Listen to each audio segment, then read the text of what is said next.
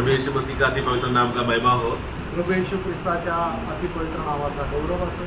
प्रभु ने हमको फिर से एक अच्छा अवसर दिया है उसका नाम का गुणानुवाद करने या उनका नाम का महिमा करने के लिए। आणि प्रभूने आपल्याला अजून एक चांगली संधी दिली की प्रभूच्या नावाचा गुणानुवाद करावा। प्रभु का नाम का महिमा करना, सभाओं में हम सदा गाते रहे, ऐसा प्रभु इतना बड़ा अवसर हमारे जीवन में दिया, ये हमारे लिए एक बहुत बड़ा भाग्य की बात है। आणि प्रभूच्या सभेमध्ये त्याचं गुणगान गात राहणं याच्याकरता प्रभूने आपल्याला संधी दिली, हे खूप मोठं भाग्याची गोष्ट आहे। प्रियो, ये भाग्य का अगर हम लोग पहचान नहीं, सही रीति से अगर हम लोग पहचान नहीं पाए तो हमारा ही नुकसान है। आणि आपल्याला मिळालेलं जे सौभाग्य ते योग्य प्रकारे जर आपण नाही ओळखू शकलं तर ते आपलंच नुकसान आहे।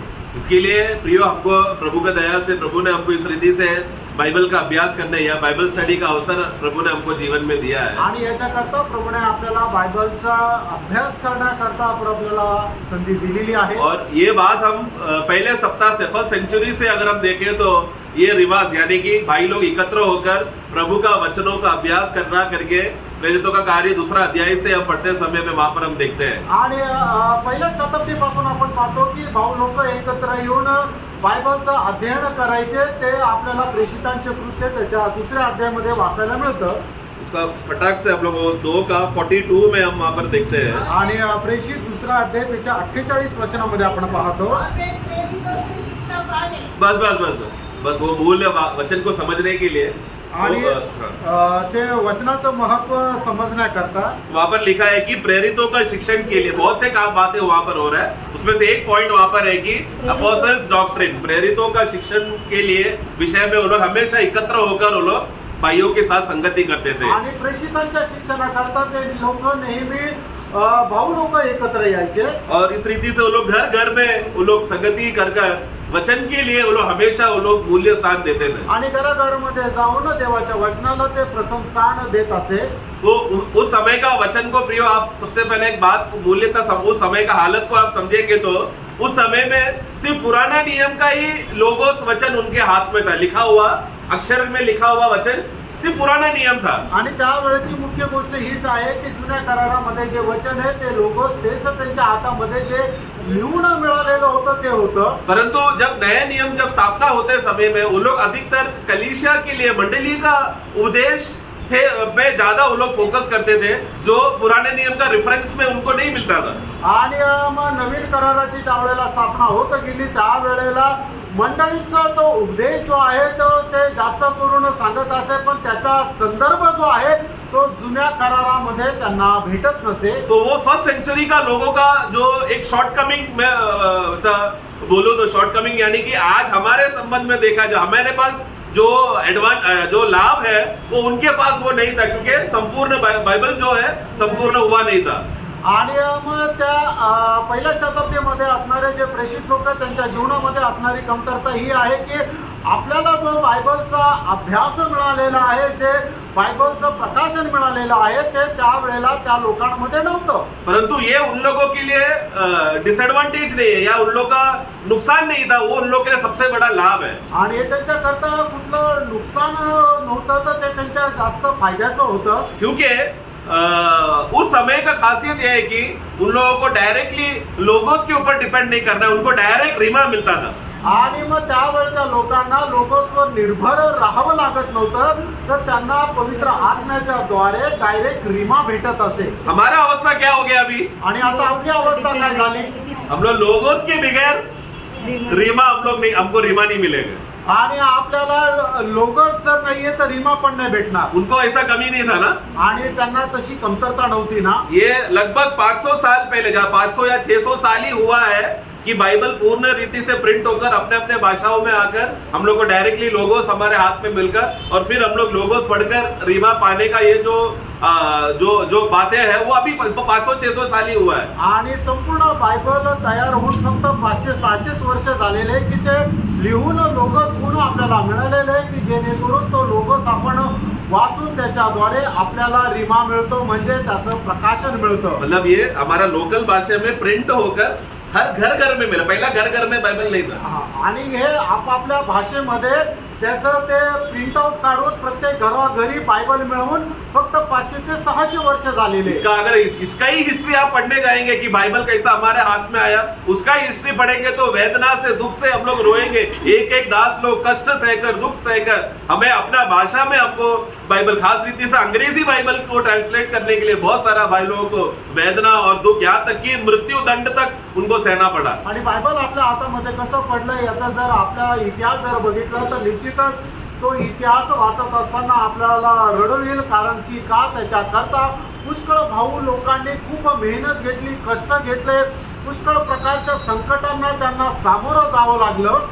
प्रियो, लेकिन उन लोग ने किया अच्छे काम, अच्छे मन से और प्रभु का आत्मा के प्रेरणा से है. लेकिन हम जो अभी जिस काल में जी रहे हैं, प्रभु का वचन हमको लवोदिकिया मंडली को बताते समय में वहां पर कहता है कि लवोदिकिया समय में हालत क्या हो गया, ज्ञान इतना ज्यादा बढ़ जाएगा कि लोग बोलेंगे कि हमारे पास कोई भी चीज की कमी नहीं है, हमारे पास सब कुछ है बोलकर, जिसके ऐसा मनोअवस्था रखने की वजह से यीशु मंडली के बाहर है. आणि मग त्या लोकांनी हे जे काय लिहिलं ते खूप चांगल्या भावनेने लिहिलं. पण आजचा आपण जी शेवटल्या काळातली पिढी आहे ते लौकिकतेचा काळ आहे. आणि मग त्या लोकांना त्या वेळेला एवढं ज्ञान वाढून गेलेलं आहे की ते म्हणतात की आता आम्हाला ज्ञानाची कुठल्याही प्रकारे कमतरता नाहीये. अशा प्रकारे ते लोक ज्ञानाने भरलेले आहे. आणि म्हणूनच त्यांच्या मधून, त्या मंडळीमधून प्रभू येशू ख्रिस्त बाहेर आहे. इसके लिए प्रियो, हम लोग ऐसा कभी भी, जैसा लवोदिकिया मंडली जो हठीला स्वभाव जो दिखाकर कि हम ज्यादा ज्ञानवान हो गए बोलकर, या कोई भी चीज की वचन की कमी नहीं है बोलकर, ऐसा हालत में परिस्थिति में कभी ना गिरे.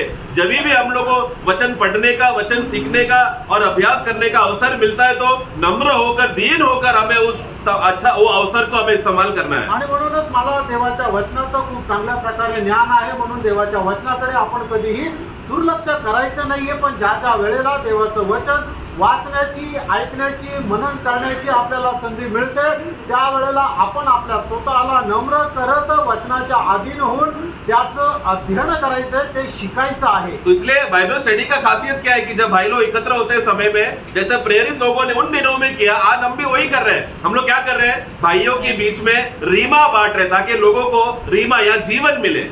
आणि मग जसं प्रेषिताने पहिल्या शताब्दीमध्ये केलं त्याचप्रमाणे आपण आता सुद्धा तेच करत आहोत की आपण भाऊ लोक एकत्र येऊन रीमा जी आहे ती वाटत आहोत. तो गया हफ्ते में 2 हफ्ते पहले हम लोग इस विषय में बाइबल का किस रीति से हमें सही अभ्यास करना है करके इस विषय में बस नींव डाला था.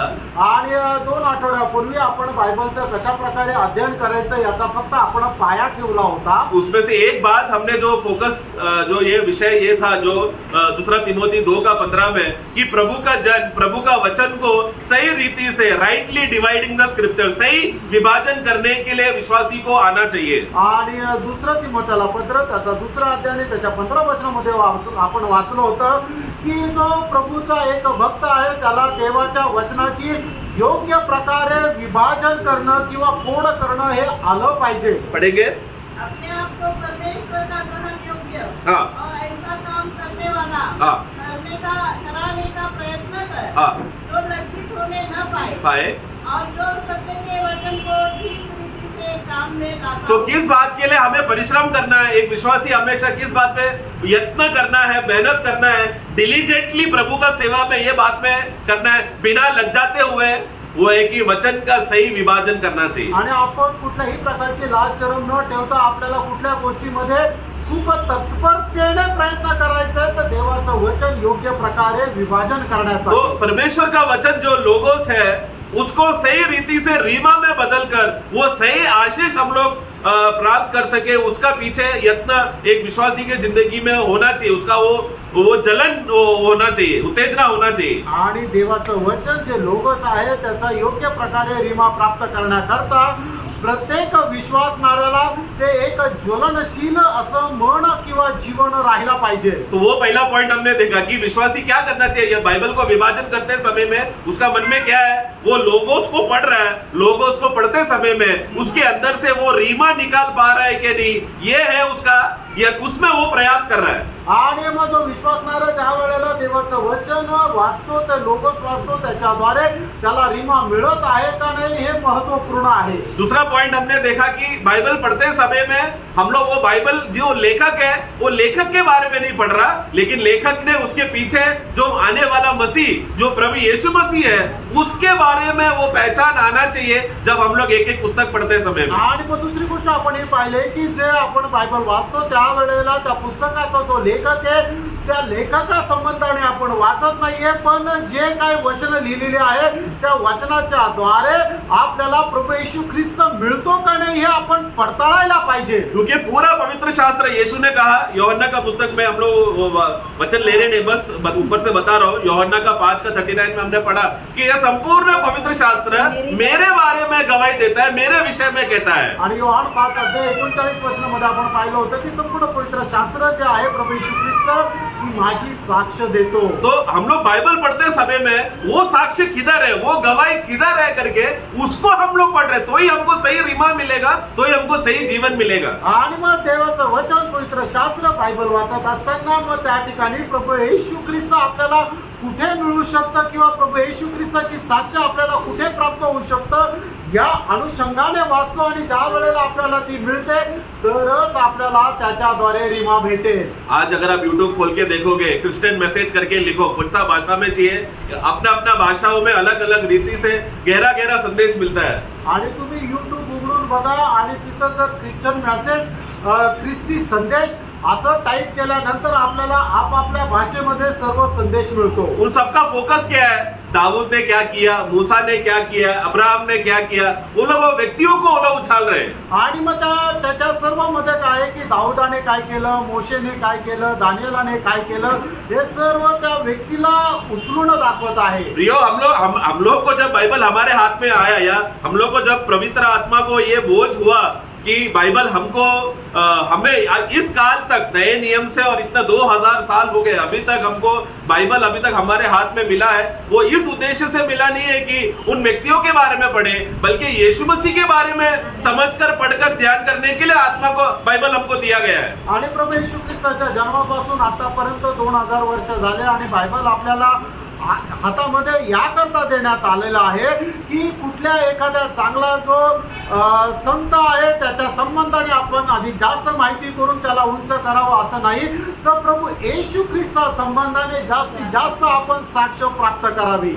दूसरा पत्रोस उसका पहला अध्याय उसका 20-21 में बाइबल क्यों दिया गया है वहां पर देखते पढ़ते हैं हम लोग. दुसरे पेत्र त्याचा पहिला अध्याय 20 आणि 21 वचन. पहले यह जान लो हाँ. कि पवित्र शास्त्र की कोई भी भविष्यवाणी किसी के हाँ. अपने ही विचारधारा के आधार पर पूर्ण नहीं तो बाइबल जब लिखा गया नए नियम में आत्मा से प्रेरित होकर जो प्रभु के दास लोग जब बाइबल लिखे थे वो लोग कभी भी अपना पर्सनल इंटरप्रिटेशन या अपना खुद का कोई अर्थ बताने या अपना गरीब स्थिति दिखाने के लिए उन लोगों ने बाइबल नहीं लिखा. आणि ज्यांनी बायबल लिहिलं त्यावेळेला त्यांनी कुठल्या प्रकारे आपलं स्वतःचं मनोगत व्यक्त नाही केलेलं, तर पवित्र आत्म्याने त्यांना जे काय सांगितलं तेच त्यांनी त्याच्यामध्ये लिहिलं. उसका अगला वाक्य भी क्योंकि कोई भी भविष्यवाणी मनुष्य की इच्छा से कभी नहीं हुई, हाँ. पर भक्तजन पवित्र आत्मा के द्वारा उभारे जाकर हाँ. परमेश्वर की ओर से बोलते थे. हाँ, तो वो प्रभु का दास लोग उस समय में जो भी बातें वो लोग बोले और जो भी बातें वो लोग ने लिखा वो पवित्र आत्मा के बोझ से परमेश्वर ने उनको जैसा उनको वो चलाया उसके हिसाब से वो लोग ने कार्य किया. आणि मग त्या वेळेला त्यांनी जे काय लिहिलेलं होतं ते पवित्र आत्म्याने त्यांना जे काय सांगितलं, जे काय आज्ञा दिलं तेच त्यांनी लिहिलं आणि तेच मग बायबल मध्ये जोडलं गेलं. तो वो आत्मा का लिंक हमें भी मिलना चाहिए, क्योंकि यीशु ने क्या कहा, जब मैं मददगार को भेजूंगा, सत्य आत्मा को भेजूंगा, वो मेरे बारे में गवाही देगा. आणि प्रभू येशू ख्रिस्ताने काय म्हटलं की ज्या वेळेला मी तुम्हाला एक सहाय्यक एक मदतगार म्हणून पाठवेल त्या वेळेला तो माझी साक्ष देईल. हमको मालूम है, हम लोग इस विषय में बहुत बार सुने, प्रार्थना करने के लिए सहायक चाहिए कि नहीं. आणि पुष्कळ वेळा आपण याच्या संबंधाने ऐकलेलं की आपल्याला जर प्रार्थना करायची त्याच्याकरता आपल्याला सहाय्यकाची गरज आहे का, यानी कि हमारा आत्मिक जीवन का एक छोटा सा बात प्रार्थना भी करना जो सबसे कॉमन बात है, सबसे इजी बात है, उसके लिए भी अगर पवित्र आत्मा चाहिए है तो बाइबल का अभ्यास के लिए कितना अधिक चाहिए. आणि मग आपल्या आत्मिक जीवनामध्ये सगळ्यात साधारण गोष्ट आहे की आपण प्रार्थना करायला पाहिजे. तर प्रार्थना करण्याकरता सुद्धा आपल्याला पवित्र आत्मा हा सहाय्यक पाहिजे. तर मग आपण आत्मिक जीवनामध्ये करणाऱ्या प्रत्येक कामामध्ये आपल्याला किती जास्त सहाय्यकाची गरज आहे. हे प्रभु धन्यवाद. आणि हे प्रभू धन्यवाद. ऐसा मैं एक श्वास में मैंने एक शब्द बोला अभी, आणि आता एका श्वासामध्ये हा शब्द बोलला, लगभग 1-2 सेकंड में वो शब्द बोलकर हो गया. आणि 1 ते 2 सेकंदामध्ये हे वाक्य बोलून झालं. लेकिन ऐसा बोलने से प्रभु को महिमा मिला है क्या? आणि अशा बोलण्याच्या द्वारे देवाचा गौरव झाला आहे का? मैंने ऐसा कुछ अच्छा बात बोलने से प्रभु को दिलचस्पी. प्रभु क्या देखता है कि वो व्यक्ति आत्मा में बोला कि नहीं. आणि मी माझ्या तोंडाने किती काय बोलतोय याच्याशी प्रभूला काही घेणं देणं नाहीये. पण प्रभूला कुठल्या गोष्टीशी घेणं आहे की तो व्यक्ती बोलत असताना तो आत्म्याच्या द्वारे बोलला का नाही. परमेश्वर हमारा शब्द का, हमने कितना गहरा शब्द बोला, कितना बड़ा शब्द बोला, वाक सामर्थ्य हमारा कितना, हम लोग अच्छा वाक सामर्थ्य है, वचन का कितना अच्छा, वो या ग्रामर वो सब प्रभु देखना नहीं चाहता. प्रभु चाहता है कि क्या ये व्यक्ति सचमुच आत्मा से भरकर उसने एक शब्द भी बोला हो तो वो आत्मा के नियंत्रण से बोल से बोला है कि नहीं, बस वही प्रभु देखता है. आपण बोलणाऱ्या गोष्टी ह्या कितीही चांगल्या असू द्या, कितीही सुरेख असू द्या, कितीही सुबोध असू द्या, पण मग जर आपण त्या आत्म्याच्या द्वारे बोलत नाही तर मग त्याचा परमेश्वराला काहीही फायदा नाही किंवा प्रभूला ते नाही आवडत. आपण एक जरी शब्द बोललो पण ते आत्म्यामध्ये राहून बोललो तेच प्रभूला आवडतं. प्रियो, इसके लिए आत्मा में बना रहना. तो सहायक को जब भेजा है करके बोलते समय में एक विश्वासी का चाल चलन में, विश्वासी जिस दिन से अपना विश्वासी जीवन शुरू हुआ, आत्मा का उद्धार का जिस दिन से वो शुरू हुआ, उसको एक सहायक चाहिए. वो अकेला चल नहीं सकता.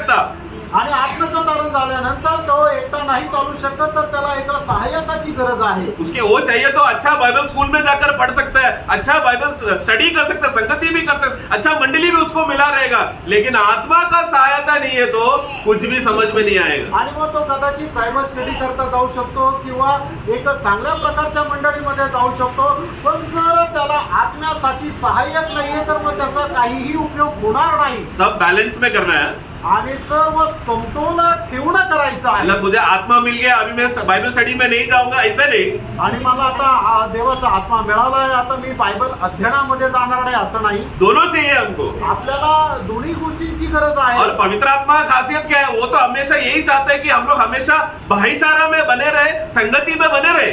आणि पवित्र आत्म्याचं वैशिष्ट्य काय आहे, त्याची इच्छा काय आहे की नेहमी आपण बंधुप्रीतीमध्ये राहावं, संगतीमध्ये राहावं. इब्रानियों 10 का 25-26 में लिखा है कि तुम्हारा एकत्र होना नहीं छोड़ना, बल्कि एकत्र होते रहने का हमेशा अवसर ढूंढते रहना है हमें. आणि मग इब्रिकराचं पत्र त्याचा 10 अध्याय त्याच्यात 25 आणि 26 वचनामध्ये असं लिहिलेलं आहे की जसे जसे दिवस जवळ येत आहे तुम्ही पाहता तो तुम्ही संगती जास्तीत जास्त करत जा. आमेन. तो उसके लिए आत्मा में भरा हुआ व्यक्ति, आत्मा में परिपूर्ण हुआ व्यक्ति, वो पर्सनल बाइबल स्टडी में अभ्यास में समय बिताएगा और भाइयों के साथ उसको मिला हुआ खुशी भाइयों के साथ संगति में वो बांटेगा. आणि मग खरोखर ज्याला देवाचा आत्मा मिळालेला आहे तो जास्तीत जास्त काय करेल की संगतीमध्ये वाढेल आणि प्रभूपासून प्रकाशन प्राप्त करून तो आपल्या भावांना पण देईल. तो जब वचन में हम लोग पढ़ते समय में हम लोग एक उदाहरण प्रभु का दास ने लास्ट टाइम इस विषय में लिया था, जो खोजा जब वो वापस अपना गांव में लौटते समय में, प्रेरितों का कार्य उसका 8 का खोजा वापस आते समय में प्रभु का आत्मा फिलिप को जल्दी से वहां पर एक बोझ वहां पर उसका 27 से पढ़ेंगे. वह उठकर चल 8 का 27. हाँ 8 का एक्स 8 का 27 से पढ़ेंगे. वह उठकर चल दिया और देखो कुल देश का एक मनुष्य आ रहा था जो खोजा और खुशियों की रानी और कंदाके का मंत्री और खजांची था. हाँ. वह आराधना करने को यरूशलेम को आया था. वह अपने रथ पर बैठा हुआ था. हाँ. और यशायाह भविष्यवक्ता की पुस्तक पढ़ता हुआ लौट जा रहा था. तब आत्मा ने फिलिपुस से कहा निकट जाकर इस रथ के साथ बोले. फिलिपुस उसकी ओर दौड़ा और उसे यशायाह भविष्यवक्ता की पुस्तक पढ़ते हुए सुना और पूछा तू जो पढ़ रहा है क्या उसे समझता भी है? उसने कहा जब तक कोई मुझे न समझाए तो मैं कैसे समझूं?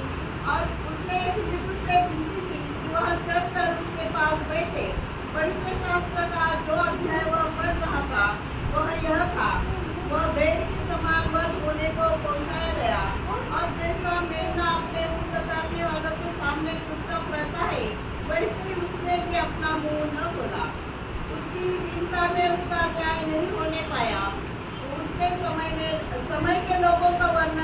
करेगा जब विरोधी से उसका प्राण उठा दिया जाता है। 35 तक पढ़ना। इस पर खोजे ने फिलिप्पुस से पूछा, मैं तुझसे विनती करता हूँ, यह बता कि भविष्यवक्ता यह किसके विषय में कहता है, अपने या किसी दूसरे के विषय में?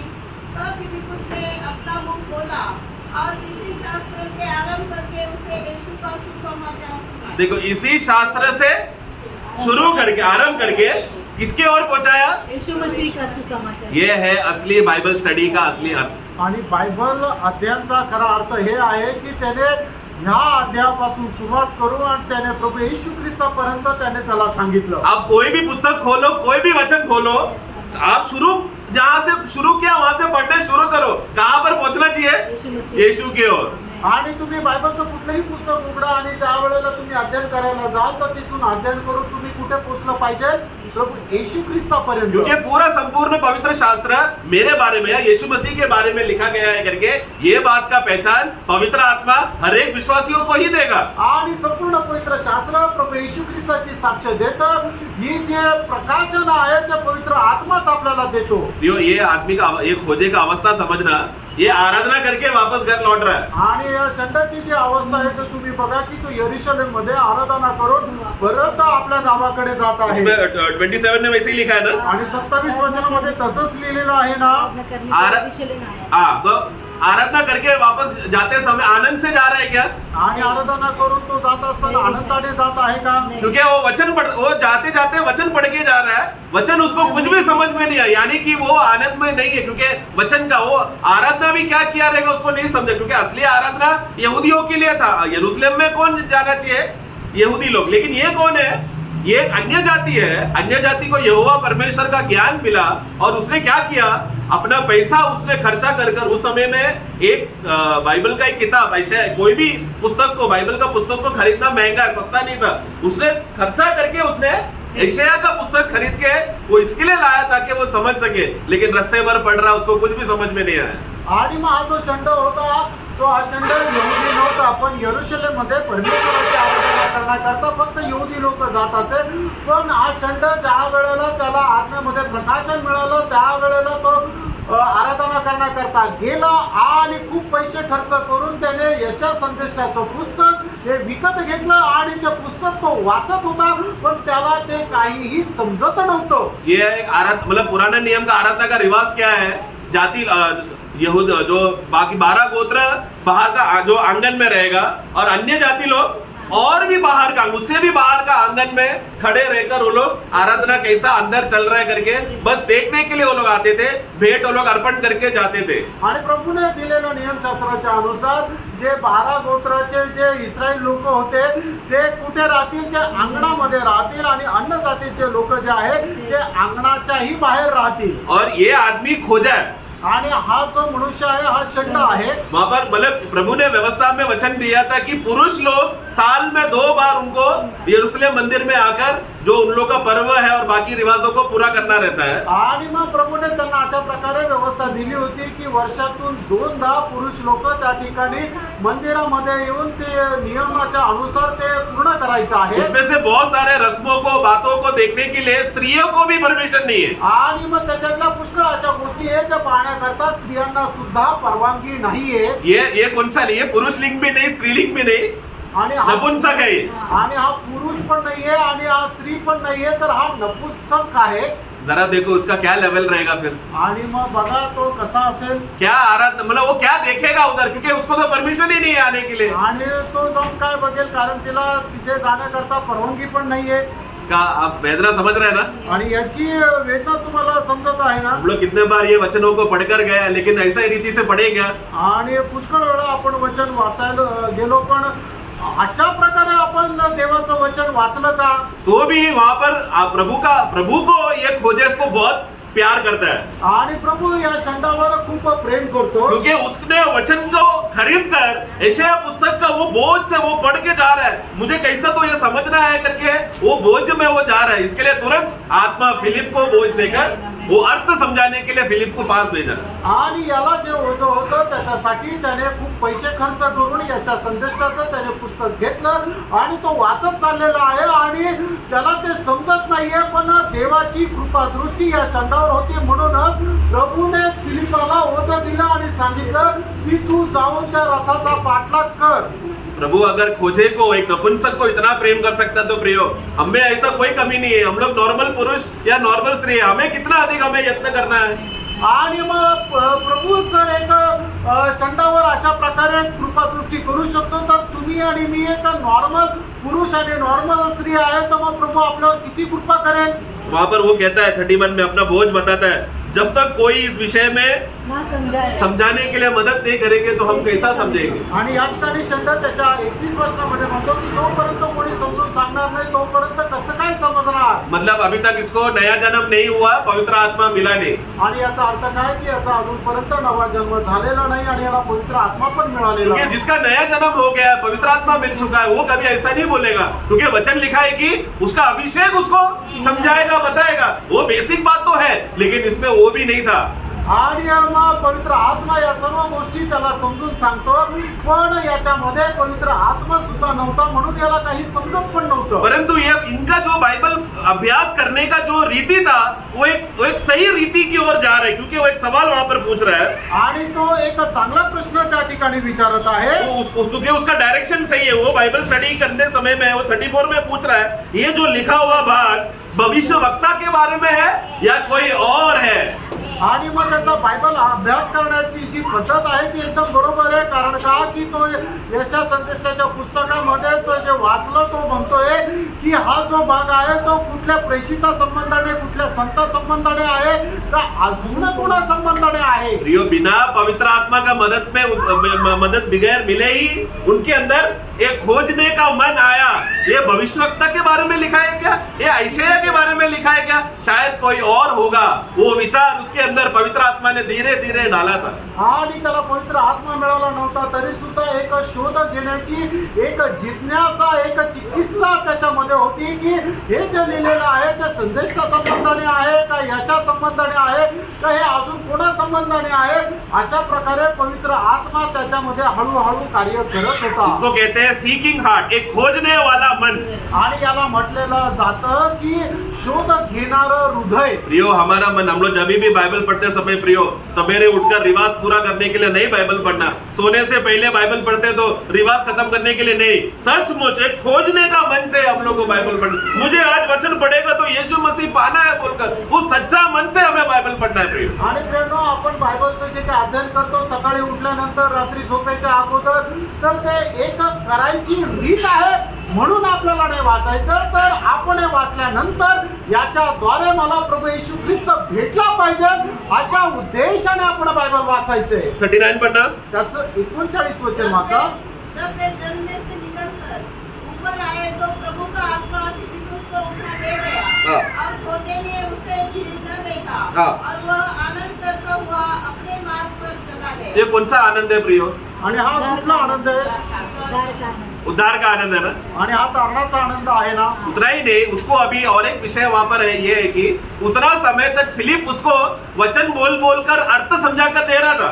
आणि तो त्या वेळेपर्यंत फिलिप जो आहे तो वचन सांगून सांगून त्याचा अर्थ त्याला सांगत होता. तो उसके लिए फिलिप के लिए फिलिप की ओर उसको एक अच्छा मन, एक हृदय खुलकर, ये आदमी बहुत बड़ा प्रभु का दास है, मुझे वचन बता के दे रहा बोलकर हृदय खुलकर वो आनंद में, वो मतलब एक दोस्ती हो गया वहां पर. आणि मग त्या ठिकाणी षंड जो आहे तो फिलिपा संबंधाने असा विचार करतो की हा एक प्रभूचा चांगला दास आहे म्हणून त्याच्या संबंधाने षंडाच्या मनामध्ये कळवळा आला आणि एक मैत्रीची भावना आली. परंतु फिलिप वहां से गायब हो गया. आणि फिलिप तिथून गायब झाला. फिलिप गायब हो गया बोलकर दुख नहीं है उसको, आणि फिलिप निघून गेला म्हणून षंडाला दुःख नाहीये. क्योंकि फिलिप से भी उत्तम मित्र उसको मिला. कारण फिलिप पेक्षाही एक उत्तम मित्र त्याला मिळाला. वो मित्र उसको कभी नहीं छोड़ेगा, कभी नहीं त्यागेगा. आणि तो मित्र त्याला कधी सोडणार नाही, कधी त्याचा त्याग करणार नाही. क्या लगता है अभी आपको, ये खोजा अगले साल आएगा क्या यरूशलेम में आराधना करने? आणि तुम्हाला काय वाटतं हा षंड पुढच्या वर्षी परत यरूशलेम मध्ये येईल का प्रभूची आराधना करण्याकरता? अभी तो उसके ही गांव में मंडली शुरू कर, क्योंकि ये खुद अभी प्रभु का मंदिर बन गया वहां पर। अभी जिधर जाएगा वो प्रभु का वचन बांटेगा। आणि आता मग त्याच्याच गावामध्ये मंडळी सुरू झाली आणि हा जिथं कुठं जाईल तो स्वतः वचन सांगेल। अयो ऐसा अवस्था है कि नहीं हमारे जीवन में? आणि प्रेरणा आपल्या जीवनाची अशी अवस्था आहे का नाही? हम लोग दूसरा कुरिन्थियों में हम क्या पढ़ते? 3:3 में आणि दुसरे करण्याचं पत्र 3 अध्याय 3 वचनामध्ये आपण काय वाचतो? उद्धार पाए, हाँ पढ़ो। ये प्रकट है कि तुम मसीह की पत्री हो, हाँ। जिसको हमने सेवकों के समान लिखा, हाँ। जो शाही से नहीं, हाँ। परंतु जीवित परमेश्वर की आत्मा से, हाँ। पत्थर की पटरी पर नहीं, नहीं। परंतु हृदय की मांस की पटरी पर लिखी है। वो कहाँ लिखी है? हाँ बट कहाँ?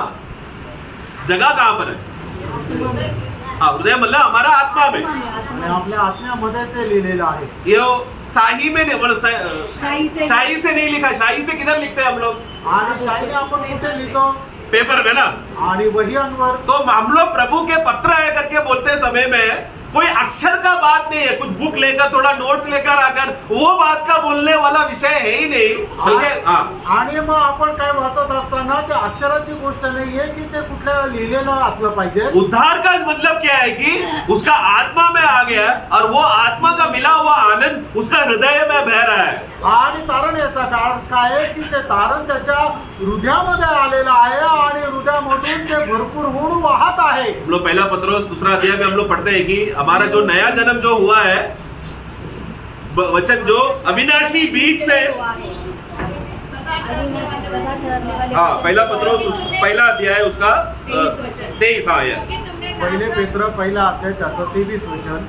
क्योंकि तुमने नाशवान पर नहीं, हाँ। पर अविनाशी बीज से हाँ। परमेश्वर की जीवित हाँ। और सदा ठहरने वाले वचन के द्वारा नया जन्म पाया है। वो बीज कहाँ आया? हमारे आत्मा में है। तभी तो आत्मा, नया आत्मा हमको मिला, एक नया हृदय मिला। ये नया हृदय का खासियत क्या है? प्रभु का वचन को छाप सके या उसका मोहर लग सके, उस रीति वाला मांस वाला हृदय मिला। आणि मग प्रभूचं वचन आत्म्याच्या द्वारे आपल्या हृदयामध्ये आलं आणि याचं वैशिष्ट्य काय आहे की ते हृदयावर अशा प्रकारे कोरलं गेलं की जे हृदय एक मांसरूपी आहे। हाँ, तो जिसमें अभी क्या 70 वाला अवस्था क्या है, वो टूट सकता है, लेकिन मांस वाला क्या है, 100 में वो चिपक जाता है। आणि मग दगडाची अवस्था काय आहे की त्याच्यावर कुठल्या प्रकारचं कोरी काम जर करत असलं तर तो दगड तुटण्याची शक्यता राहते, पण मांस जे राहतं ते लवचिक राहतं, त्याच्यावर कोरल्या जाऊ तो शकतं। अभी ये आत्मा का खासियत है। वापस हम लोग 2 कोरिन्थी 3 का 4, 5 और 6 पढ़ेंगे। दुसरे करंथीकराचं पत्र त्याचा 3 अध्याय 4, 5 आणि 6 वचन। मतलब ये है कि अक्षर से जो लिखा हुआ उसमें नहीं मूल्य था, आत्मा से जो हमारे हृदय के पट्टी में लिखा हुआ उसका मूल्यता क्या है, उसका 4, 5, 6 में पढ़ते हैं। हम मसीह के द्वारा परमेश्वर पर ऐसा ही भरोसा रखते हैं। हाँ। यह नहीं कि हम अपने आप से इस योग्य है हाँ। कि अपनी ओर से किसी बात का विचार कर सके, पर हमारी योग्यता परमेश्वर की ओर से है, जिसने हमें नई वाचा के सेवक होने के योग्य भी हमें नया वाचा का सेवक बनाने का योग्य भी दिया। शब्द के सेवक नहीं, शब्द यानी अक्षरों का सेवक नहीं, वरन आत्मा के, क्योंकि शब्द मारता है, क्योंकि शब्द और अक्षर मारेगा, जीवन नहीं देता, पर आत्मा जिलाता है। आत्मा जिलाता है, जीवन देता है। आणि शब्द मारतो पण आत्मा तारतो। अक्षर और आत्मा मतलब आणि अक्षर आणि आत्मा याचा अर्थ एक है लोगोस, आत्मा है रीमा। आणि एक आहे लोगोस आणि आत्मा आहे रीमा। तो अक्षर से जो भी लिखा गया था वो सब लोगोस था, जो पुराने नियम में भी जो लिखा है, और आज हमको जो भी बाइबल मिला है ये सब लोगोस लिखकर, अक्षरों में लिखकर दिया है, इंक से लिखा हुआ, स्याही से लिखा हुआ है। लेकिन असली वचन, आत्मा का वचन हमारे हृदय में लिखा है, जो हृदय में बोया हुआ वचन है वो। आणि मग जे वचन आहे ते लोगस आहे, जे जुन्या करारामध्ये होतं आणि नवीन करारामध्ये सुद्धा जे लिहून आपल्याला मिळालेलं आहे, बायबल एक लोगस आहे की ते फक्त लिहिलेलं आहे, पण आत्मा काय आहे तर तो रिबा आहे की तो रिब्याच्या द्वारे आपल्याला त्या वचनाचं प्रकाशन मिळतं। इसके लिए वहां पर उसका 3 अध्याय में आज भी जब हम लोग वचन को ये सही अक्षर और आत्मा ये विभाजन नहीं हुआ, तो आज भी हमारे लिए ये अक्षर पढ़ना एक बहुत बड़ा एक दुर्घटना है, हमारे लिए एक मतलब निष्फल का अवस्था होगा करके वहां पर 13 से पढ़ेंगे तो हम देखते हैं। आणि 13 वर्षापासून आपण पुढे पाहू शकतो की जर आपण फक्त अक्षर वाचत राहिलं तर त्याच्यापासून आपल्याला कुठलाही लाभ मिळणार नाही, ते एक निष्फळ असं राहील. उसका पहला 7 और 8 पढ़ना बेस के लिए, समझने के लिए। 7 आणि 8 वचन वाचा. यदि मृत्यु की वाचा जिसके अक्षर पत्थरों पर खोदे गए थे, हाँ, ये कौन सा है? हाँ, मतलब कौन सा? लोगोस। हम लोग जो लोगोस पढ़ते हैं वो क्या है? मृत्यु का वचन है जो अक्षर से लिखा गया है, पत्थरों में लिखा हुआ है। यहाँ तक तेजोमय हुआ। अगर वो बातें पुराने नियम का वचन जो जीवन उत्पन्न नहीं कर सकता, अगर वो तेजोमय है तो कि मूसा के मुंह पर के तेज के कारण हाँ। जो बढ़ता भी जाता था, हाँ। इसराइली उसके मुंह पर दृष्टि नहीं कर सकते थे। 8, तो आत्मा की वाचा ऐसा है तो आत्मा का वाचा और भी तेजोमय क्यों न हो? क्यों ना होगा? उसका क्या जवाब है कि नहीं? आणि मग त्याचं उत्तर काय आहे? हो का नाही? अगर अक्षर का वचन जो जीवन उत्पन्न नहीं कर सकता, जो मृत्यु का अवस्था सेवा था, वो अगर महिमादायक है पुराने नियम, क्योंकि पुराने नियम जब भी वो लोग वचन पढ़ते थे आत्मा का कार्य होने के लिए, क्योंकि पत्थर से लिखा हुआ वही वचन लोगोस के रीति से अगर पढ़ेंगे तो जीवन नहीं होगा। पुराने नियम में भी अगर वचन का लाभ चाहिए तो आत्मा अर्थ बता के देना पड़ता था। आणि मग जुन्या करारामध्ये जे अक्षर होतं ते अक्षर वाचल्यानंतर त्यांना फक्त लोगोस मिळायचं, त्याचं प्रकाशन मिळत नव्हतं. पण मग ते वाचल्यानंतर जर ते एवढं गौरवशाली होतं तर ते समजण्याकरता आत्म्याचं सहाय्य मिळायचं, तरच ते त्याचा अर्थ समजू शकत होते. लेकिन पुराने नियम में आत्मा एक विश्वासी के अंदर निवास नहीं करता था, आता था और जाता था। आणि जुन्या करारामध्ये देवाचा आत्मा जो आहे तो एका मनुष्यामध्ये राहत नव्हता, तर तो येत जात असे. इसलिए अधिकतर लोग जब वचन पढ़ते हैं तो सिर्फ लोगोस के रीति से ही पढ़ते थे, रीमा नहीं बनता था। आणि जास्त करून त्यावेळेला लोक जे काही वचन ऐकायचं ते लोगोसच्या हिशोबानेच ऐकायचं, ते त्यांना त्याच्यातला रीमा भेटत नसे. उसका 13 से पढ़ना। 13 वचनापासून पुढे वाचा. और मूसा के समान नहीं जिसने अपने मुंह पर पत्थर डाला था, हाँ। ताकि इसराइली उस घटने वाले देश के अंत को न देखे, हम्म। परंतु वे मतिमंद हो गए। हाँ। क्योंकि आज तक पुराना नियम पढ़ते समय आज तक जो भी पुराना नियम या नए नियम भी सिर्फ लोगोस के रीति से पढ़ा तो उनके हृदय में एक पर्दा रहेगा। पढ़ता रहता है, हाँ, पर वह मसीह में उठाया जाता है। वो पर्दा कैसा हटेगा? मसीह के द्वारा। क्योंकि मसीह को ने जीवन देने के लिए आया, वो हमको रीमा देने के लिए आया। अगर मैं लोगोस, वो भले हम लोग नए नियम का पुस्तक भी पढ़ रहे हैं प्रियो, अगर आत्मा का सहायता नहीं हुआ तो सिर्फ अक्षर रहेगा और बाइबल पढ़ते समय में एक पर्दा आएगा, जैसे उधर लिखा है कि जैसे कि वो लोग मतिमंद हो गए।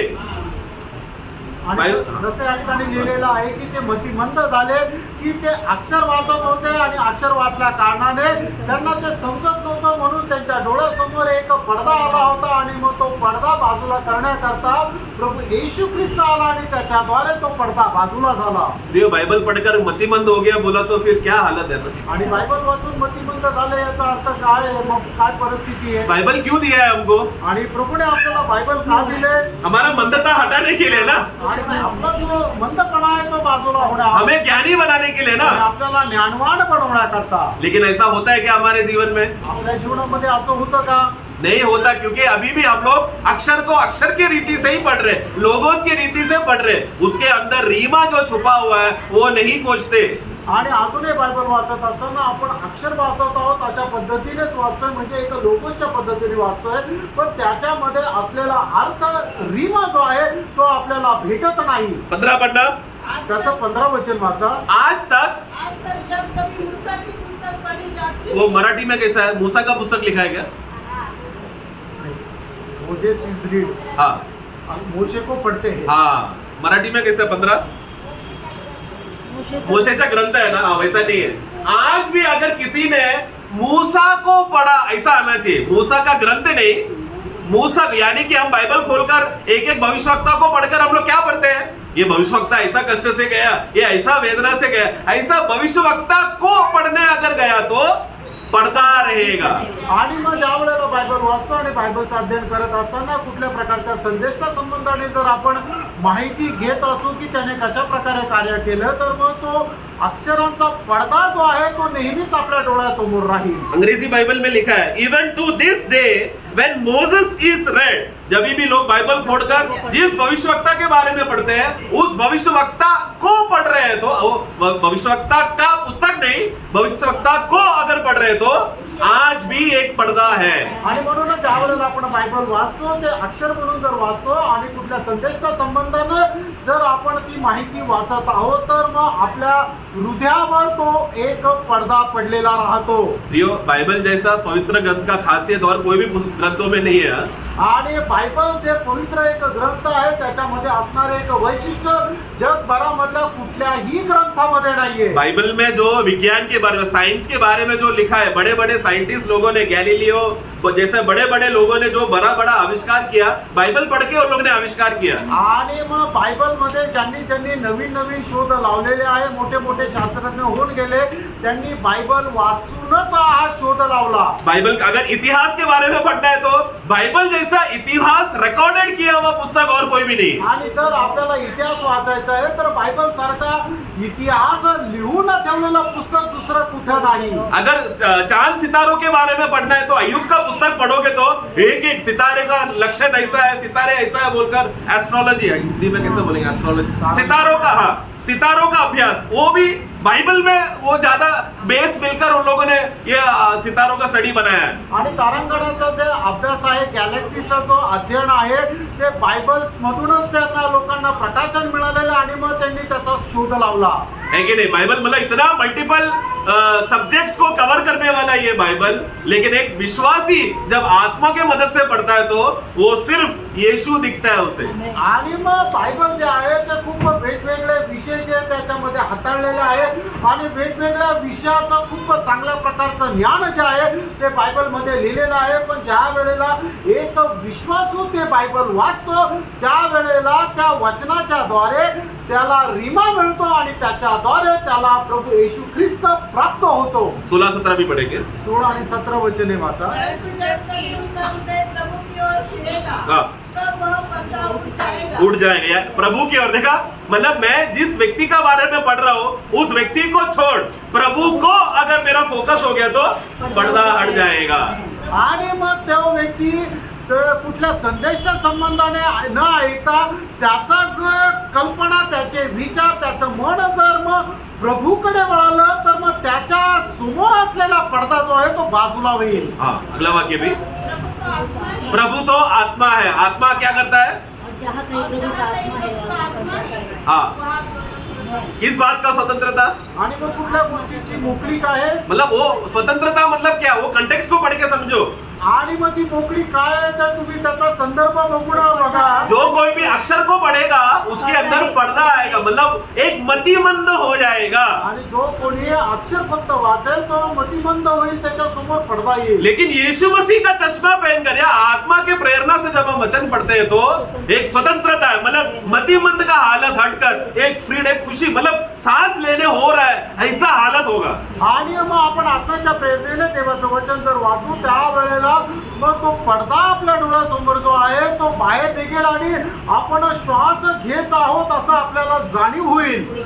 यो हमारे पुराने नियम के प्रभु के दास लोग कोई छोटे मोटे लिए बहुत बड़े प्रभु के दास लोग हैं, उनका जीवन हमारे लिए एक बहुत बड़ा शिक्षण है हमारे लिए. आणि जुन्या करारामध्ये असणारे जे प्रभूचे दास लोक जे संदेष्टे होते ते काही लहान सहान नव्हते, ते खूप मोठे होऊन गेले आणि त्यांचं जीवन आपल्याकरता एक चांगल्या प्रकारचा आदर्श पण आहे. परंतु वो शिक्षण मुझे यीशु की ओर ले जाना है. आणि त्याच्या संबंधाने जे शिक्षण आपण घेतो त्या शिक्षणाच्या द्वारे आपण प्रभू येशू ख्रिस्ताकडे वळालं पाहिजे. मुझे वो व्यक्ति को अगर मैंने स्थान दे दिया तो वो व्यक्ति मेरा मूर्ति बन जाएगा. आणि आपण जर कुठल्या संदेशाला आपल्या जीवनामध्ये स्थान दिलं तर ती व्यक्ती आपल्या करता एक मूर्ती होईल. हम लोग इब्रानियों का पुस्तक उसका 12 अध्याय, इब्रिकरचं पुस्तक त्याचा 12 अध्याय उसका 1 और 2. त्याचं 1 आणि 2 वचन. इस कारण जबकि गवाहों का ऐसा बड़ा बादल हमको घेरे हुए है, हाँ. तो आओ हाँ. हर एक रोकने वाली वस्तु और उलझाने वाले पाप को दूर करके हाँ. वह दौड़ जिसमें हमें दौड़ना है धीरज से दौड़े हाँ. और विश्वास की करता हाँ. और सिद्ध करने वाले यीशु की ओर ताकते रहे. बस बस बस बस वो वाक्य समझ. अभी विश्वास का इतना बड़ा गवाहों का बादल, गवाहों का समूहों का बादल हमारे बीच में है. वो कौन है? भी विश्वास है जो 11 अध्याय में लिखा है ना, 11 अध्याय में एक एक विश्वास के वीरताओं का नाम आबेल से जो शुरू किया, इतना बड़ा गवाह है, तो किनकी ओर देखना है? आबेल को देखना है क्या? नहीं। अब्राहम को देखना है क्या? लेकिन ये क्योंकि ये लोग सबका विश्वास, मैं अगर अब्राहम पे विश्वास किया वो मुझे स्वर्ग नहीं पहुंचाएगा, उनका विश्वास मुझे स्वर्ग नहीं पहुंचाएगा, लेकिन विश्वास का नायक यानी कि जो मेरे अंदर विश्वास को उत्पन्न करता है और पूरा करने वाला यीशु को अगर मैंने ध्यान दिया तो ही मैं स्वर्ग पहुंचेगा। आणि या ठिकाणी त्याच्या पहिल्या वचनामध्ये इब्रिकराचं पत्र त्याचा 12 आणि पहिल्या वचनामध्ये असं लिहिलेलं आहे की साक्षीदारांचे एवढे ढग आपल्या अवतीभोवती आहे. साक्षीदार म्हणजे कोण आहे की 11 अध्यायामध्ये जे विश्वासाचे वीर होते आबेलापासून मलाकीपर्यंत त्यांच्या संबंधाने खूप साक्षी आपल्याला पाहायला मिळतात. पण या ठिकाणी लेखक अशा प्रकारे म्हणत आहे की आपल्याला त्या साक्षीदार त्या संदेष्टांकडे नाही पाहायचं, तर आपण आपलं लक्ष कोणाकडे लावायचंय? तर प्रभू येशू ख्रिस्ताकडे लावायचंय. त्यांना वाचत असताना आपल्याला काय मिळायला पाहिजे? तर प्रभू येशू ख्रिस्त मिळायला पाहिजे. तो क्योंकि प्रिय उस समय में यहूदी लोग का खासियत क्या है, वो लोग एक एक व्यक्तियों का वो लोग आदर करके उनको वो लोग इज्जत ज्यादा देते थे. जो सच्चा यहोवा परमेश्वर है उनको छोड़कर उनके बीच में आया हुआ भविष्यवक्ता को वो लोग ज्यादा स्थान देने लगे. आणि यहूदी लोकांचं वैशिष्ट्य काय की त्यांच्यामध्ये आलेले जे संदेश आहेत त्यांना ते जास्त स्थानमान द्यायचे, पण यहोवा परमेश्वराला त्यांनी बाजूला ठेवलेलं होतं. मत्ती का पुस्तक 3 अध्याय में कुछ लोग जब यूहन्ना बपतिस्मा के पास आया बपतिस्मा देने के लिए, तो वहां पर यूहन्ना बपतिस्मा क्या बोलता है? तुम लोग इस बात पे घमंड नहीं करना कि अब्राहम तुम्हारा पिता है. मत्ती त्याचा 3 अध्याय 9 पढ़ना, 3 का 9. अपने मन में यह न सोचो हाँ। कि हमारा पिता अब्राहम है, हाँ। क्योंकि मैं तुमसे कहता हूँ हाँ। कि परमेश्वर इन पत्थरों से अब्राहम के लिए संतान उत्पन्न कर सकता हाँ, है. वो वाक्य 7 में वहां पर फरीसी और सदीकी लोग आए, उस समय का सबसे ज्यादा ज्ञानी लोग आए. लेकिन यूहन्ना बपतिस्मा देने वाला क्या बोलते हैं? क्योंकि वो लोग क्या सिखाते थे लोगों को? हमारा पूर्वज अब्राहम, हमारा पूर्वज मूसा, हमारा ये पूर्वज बोलकर मसीहा जो असली परमेश्वर है उनसे फोकस हटाकर व्यक्तियों को लोग ने स्थान और आदर करने लगा. आणि मग त्यावेळेला ते फरीसी आणि सदुकी जे आहेत ते सगळ्यात जास्त ज्ञानवान होते आणि मग ते लोकांना काय शिकवत होते की आपलं जे पूर्वज आहे ते विश्वासणाऱ्याचा पिता अब्राहम आहे, मोशे आहे आणि असे मोठ्या मोठ्या संदेशां संबंधाने सांगत होते आणि त्याच्या संबंधाने हुशारकी मारत असे. तो यूहन्ना बपतिस्मा क्या बोल रहा है? अरे तुम लोग ऐसे व्यक्तियों को स्थान देकर उसको तुम लोग पूजा करना छोड़ो.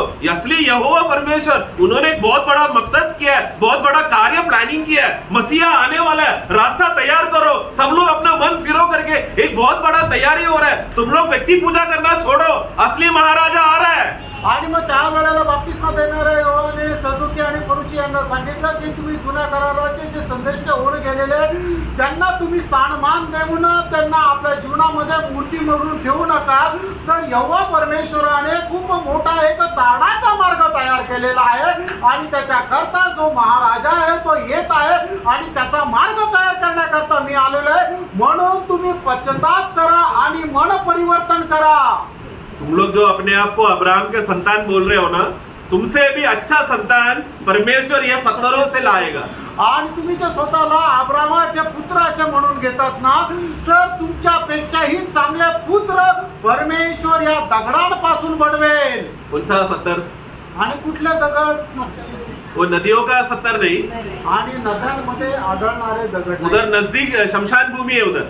आणि त्या ठिकाणी जवळच एक स्मशानभूमी और आहे. हर शमशान भूमि के ऊपर वो लोग क्या करते हैं? बड़ा पत्थर वो लोग रखते हैं. आणि प्रत्येक जी कबर आहे त्या कबरेवर समोर एक मोठा दगड ठेवला तो जायचा. उस पत्थरों से मतलब उसके अंदर सोए हुए जो कब्र में गए हुए तुमसे भी पहले वाले लोग, तुम लोग जो, क्योंकि फरीसी और सदुकी कपटी स्वभाव होकर भ्रष्टाचार, जो लूटपाट जो भी कर सकते हैं, सब प्रकार का घिनौना काम करके लोग एकदम तंग आ गए और फिर सीना तान कर क्या बोलते हैं? हम अब्राहम के संतान हैं. आणि जे फरीसी आणि सदुकी लोक आहे की सर्व प्रकारचा भ्रष्टाचार करायचे, लोकांचा छळ करायचे आणि त्याच्यानंतर असे ते म्हणायचे की आम्ही अब्राहमाचे पुत्र आहोत. तुम जो जीवित लोग जिंदा होकर तुम लोग जो उछल रहे हो ना अब्राहम के पुत्र, प्रभु मरे हुए लोगों में से एक अच्छा पुत्र लोग तैयार कर सकता है. तुम लोग घमंड नहीं करना.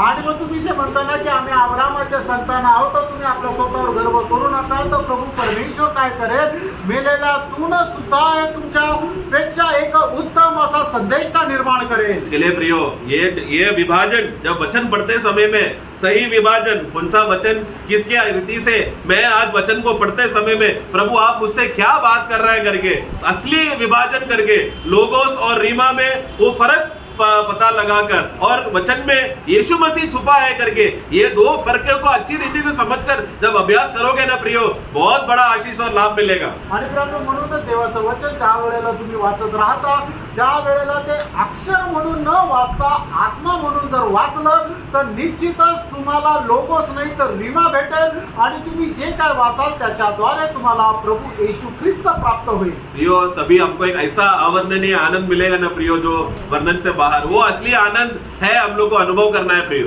आणि मग आपल्याला तो अवर्णनीय आनंद असा जो प्राप्त होईल की ज्याचा अनुभव आपल्याला घ्यायचा आहे. जैसा वो खोजे को मिला. आणि जसा तो अनुभव शंडाला मिळाला. एक बार एक मंडली में मैं ऐसा एक केरला में मुझे मंडली में जाने का अवसर मिला. आणि केरळमध्ये एका मंडळीमध्ये जाण्याकरता मला 2 मिनट खत्म कर लो. तो वहां पर उस मीटिंग में जो उस समय में जो प्रचार करने के लिए जो ऑलरेडी नियुक्त किया हुआ जो प्रभु का दास था, वो नहीं, उनका आने का कैंसिल हो गया. आणि मग त्या मंडळीमध्ये प्रचार करण्याकरता जो प्रभूचा दास येणार होता, कुठल्या कारणाने ते येऊ शकले नाही. सब मंडली के लोग निराश हो गए. आणि त्यावेळेला सर्व मंडळीचे लोक निराश झाले. आज मंडली में प्रभु का दास नहीं है. आणि आज मंडळीमध्ये प्रभूचा दास नाही. अभी हमारा आराधना कैसा होगा? आणि मग आता आमची आराधना कशी होईल? अभी हम लोग प्रभु मेज का भाग कैसे लेंगे? आणि आता आम्ही प्रभू मेजामध्ये कसं काय सहभागी होऊ? क्यों वो लोग के मन में ऐसा विचार आ रहा है? आणि त्या लोकांच्या मनामध्ये असा विचार काय येत आहे? क्योंकि व्यक्ति पूजा कर रहे हो लोग. कारण ते मनुष्याची पूजा करत आहे. क्योंकि वो व्यक्ति हमको वचन देता है, इसलिए वो व्यक्ति मूल्य है. आणि तो व्यक्ती आम्हाला वचन देतो म्हणून तो व्यक्ती आमच्या करता मूल्यवान आहे. ऐसे लोगों को खोजे का आनंद क्या बोला तो समझ में नहीं आए. आणि अशा लोकांना शंडाला मिळालेला आनंद काय आहे हे नाही समजणार. क्योंकि खोजे का आनंद चला गया क्या? योहन फिलिप गायब हो गया तो. आणि फिलिप गेल्यानंतर त्या शंडाचा आनंद निघून गेला का? अरे मैं बर्बाद हो गया, अभी मैं कैसा आराधना करूंगा, ऐसा रोया क्या हो? आणि मी आता बर्बाद झालो, आता मी कसं काय आराधना करू असं तो म्हटला का? ऑलरेडी आराधना करके आ रहा था वो.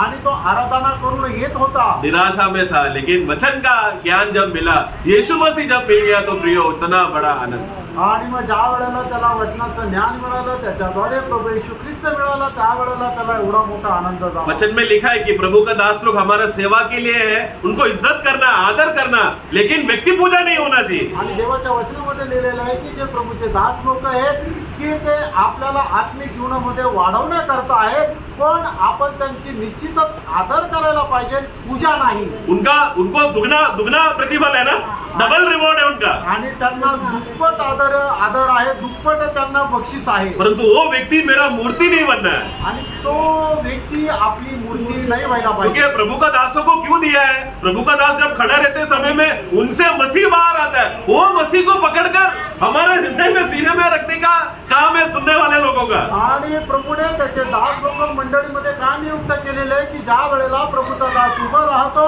तर त्याच्या मुखाच्या द्वारे तो जे काय बोलतो त्याच्याद्वारे आपल्याला प्रभू येशू ख्रिस्त हा प्राप्त होतो आणि तो प्रभू येशू ख्रिस्त आपण स्वीकारायचा आहे. हम लोग जब वचन पढ़ते समय में उसमें से यीशु मसीह हम लोग को प्राप्त करना, तो ही वो पर्दा निकलेगा, तो ये आनंद होगा, एक बहुत बड़ा छुटकारा रहेगा.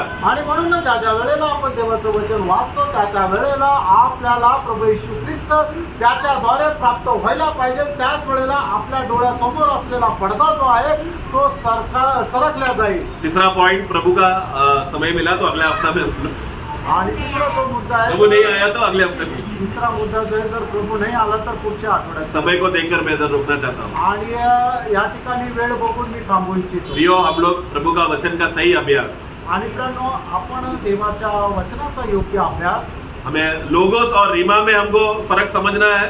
आणि लोगोस आणि रीमा याच्यातला फरक आपल्याला समजून घ्यायचा. और दूसरी बात, जब हम बाइबल को पढ़ते समय में उसमें यीशु मसीह को पाना है. आणि दुसरी गोष्ट, ज्या वेळेला आपण बायबल वाचतो त्याच्याद्वारे आपल्याला प्रभू येशू ख्रिस्त भेटला पाहिजे. अगर इस रीति से सही विभाजन करके अगर हम अभ्यास करेंगे प्रियो, एक बहुत बड़ा आवरण आनंद से भर जाएगी. आणि अशा प्रकारे योग्य विभाजन करून जर आपण देवाचं वचन जर वाचू तर एक अवर्णनीय आनंद जो आहे तो आपल्याला भेटेल. प्रभु हम सबको सहायता करें. आणि प्रभू आपल्या सर्वांना सहाय्य करो. Praise the Lord.